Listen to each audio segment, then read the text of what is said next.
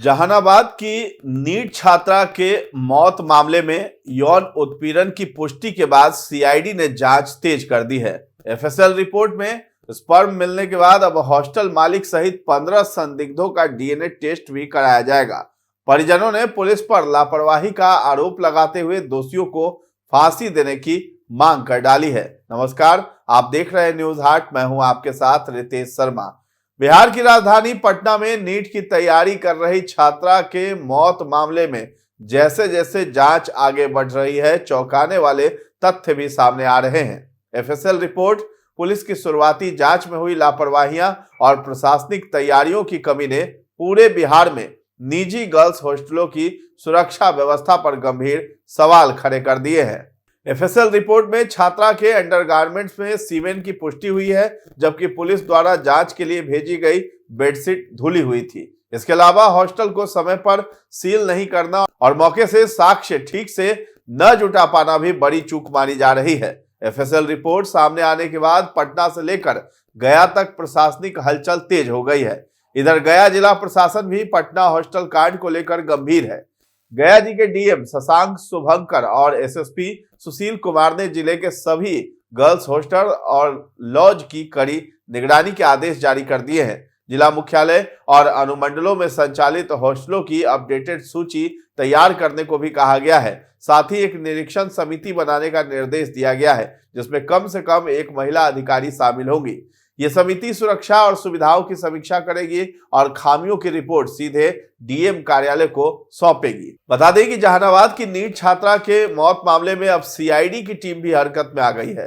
FSL जांच में छात्रा के कपड़े में सीमेन के अवशेष मिलने के बाद यौन उत्पीड़न की पुष्टि हो गई है। इस रिपोर्ट के आने के बाद सीआईडी के अधिकारी एफएसएल के निदेशक विपिन चौधरी और एसआईटी रविवार को मुन्ना चक स्थित शंभू गर्ल्स हॉस्टल में जांच करने पहुंची, जहां करीब करीब 2 घंटे तक हॉस्टल के ग्राउंड फ्लोर से लेकर 5वें तल्ले तक जांच की प्रक्रिया चली। सीआईडी और एफएसएल की टीम के सहयोग में एसआईटी में शामिल जक्कनपुर थाने के थानेदार ऋतुराज लगे हुए थे। हॉस्टल के साथ ही उन तमाम जगहों की जांच की गई जहां से एसआईटी ने सीसीटीवी कैमरे के फुटेज निकाले थे। साथ ही कॉलेज ऑफ कॉमर्स से सटे होटल गली में भी टीम गई और छानबीन की। इसके बाद टीम ने काफी देर तक चित्रगुप्त नगर थाने में मंत्रणा की है।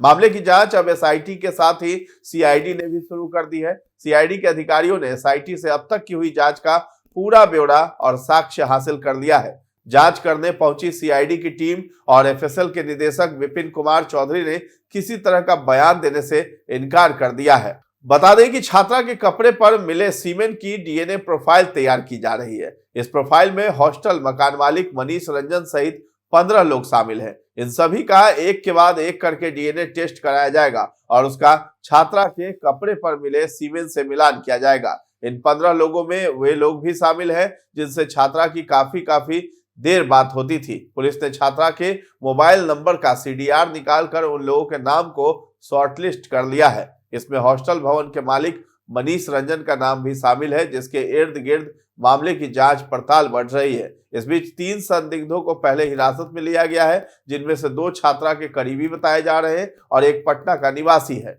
उनके सैंपल भी डीएनए प्रोफाइलिंग के लिए जा चुके हैं। इस बीच परिजनों और जनता का सबसे बड़ा सवाल यही है, क्या पटना पुलिस शुरू से ही शक के घेरे में किसी विशेष व्यक्ति या बड़े नेटवर्क को बचाने का प्रयास कर रही थी?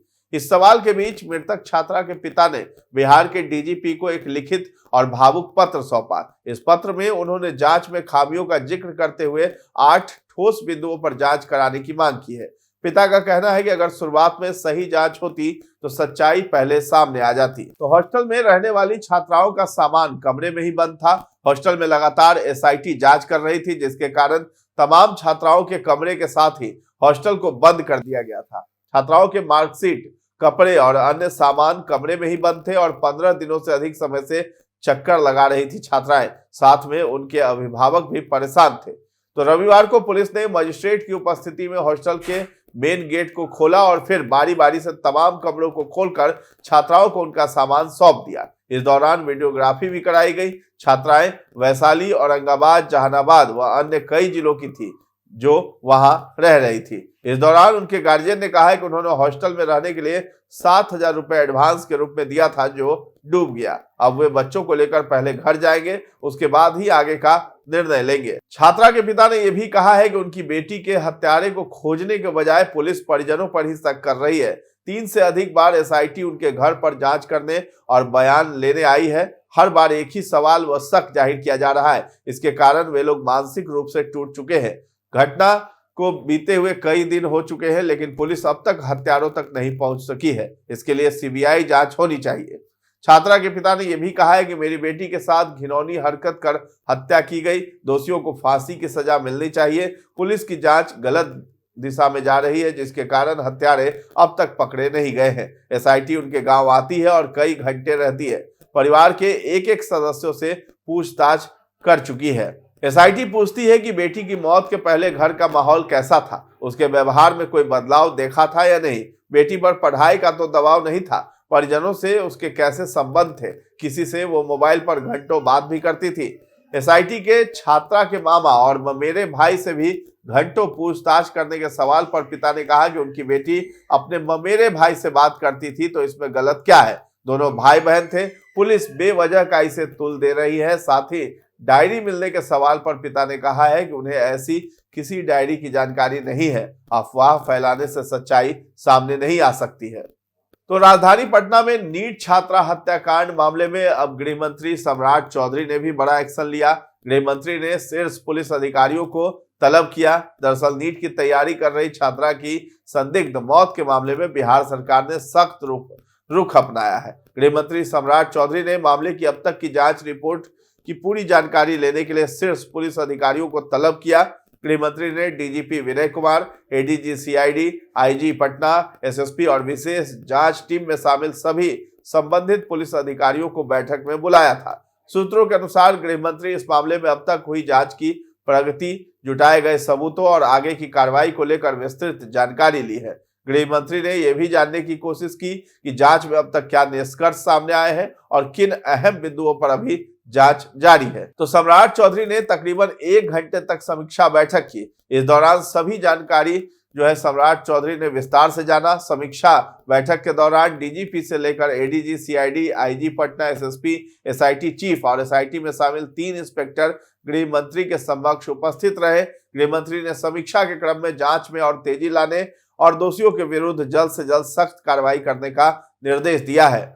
तो सूत्रों के मुताबिक करीब 45 मिनट तक ये बैठक चली, जिसमें गृह मंत्री ने एक एक बिंदु पर अधिकारियों से सवाल भी किए और अब तक की जांच की रिपोर्ट जो है वो तलब की और ये जानने की कोशिश भी की गई कि शुरुआती जांच में क्या क्या चूक हुई, एफएसएल रिपोर्ट आने में देरी क्यों हुई, अब तक गिरफ्तारी क्यों नहीं बढ़ पाई है। बताया जा रहा है कि सरकार इस पूरे मामले की निष्पक्ष और गहन जांच सुनिश्चित करना चाहती है ताकि छात्रा की मौत के कारणों का जल्द खुलासा हो सके और यदि किसी स्तर पर लापरवाही या अपराध सामने आता है तो दोषियों के खिलाफ सख्त कार्रवाई की जा सके। बता दें कि एफएसएल की जांच में अब तक कई चौंकाने वाले सामने भी आए हैं, जिससे पुलिस की कार्यशैली पर सवाल उठ रहे हैं। बात करें राजधानी के हॉस्टल्स की, तो इसे लेकर पटना डीएम त्यागराजन एसएम ने बताया है कि निजी हॉस्टलों का सर्वे 2 दिनों पहले शुरू किया गया है। सभी एसडीओ को अपने अपने इलाके में संचालित हॉस्टलों की जानकारी जुटाने के निर्देश दिए गए हैं। 1 सप्ताह के भीतर प्रामाणिक आंकड़े सामने आने की उम्मीद है, जिसके बाद निरीक्षण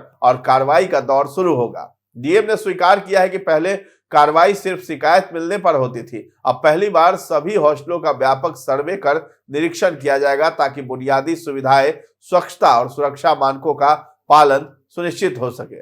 तो पटना की पहचान बिहार के कोचिंग हब के रूप में भी है। कंकड़बाग, राजेंद्र नगर, मखनिया कुआं, बोरिंग रोड जैसे इलाकों में सैकड़ों निजी हॉस्टल संचालित है, जिनमें से कई आवासीय मकानों को बदल कर चलाए जा रहे हैं। फायर सेफ्टी, स्ट्रक्चर सेफ्टी और अन्य जरूरी अनुमतियों का अभाव आम बात है, जिससे खासकर छात्राएं असुरक्षित स्थिति में रहती है। तो बिना पंजीकृत हॉस्टल भी एक बड़ी समस्या बन गई है। सबसे गंभीर बात यही है कि प्रशासन, पुलिस और नगर निगम किसी के पास निजी हॉस्टलों का पूरा आंकड़ा नहीं है। पटना पुलिस का कहना है कि उनके पास केवल सरकारी या पंजीकृत हॉस्टलों की सूची है। नगर निगम के मुताबिक करीब 3100 इमारतें टैक्स रिकॉर्ड में हॉस्टल के रूप में दर्ज है, लेकिन वास्तविक संख्या इससे कहीं अधिक हो सकती है। तो पुलिस ने छात्राओं की सुरक्षा के लिए सख्ती सुरक्षा दल और पेट्रोलिंग टीमों का भी जिक्र किया है, लेकिन ये व्यवस्था भी सीमित इलाकों तक ही प्रभावी मानी जा रही है। नीट छात्रा की मौत ने साफ कर दिया है कि छात्रावासों की अनियमित और बिखरी हुई व्यवस्था अब एक बड़े संकट का रूप ले चुकी है। तो पुलिस जो है अब हरकत में आई है, हॉस्टलों का रिकॉर्ड भी अब अपने पास रखेगी। तो फिलहाल इस खबर में इतना ही है। न्यूज़ हाट के साथ बने रहें और अभी तक हमारे चैनल को आपने सब्सक्राइब नहीं किया है तो जरूर कर लें। धन्यवाद।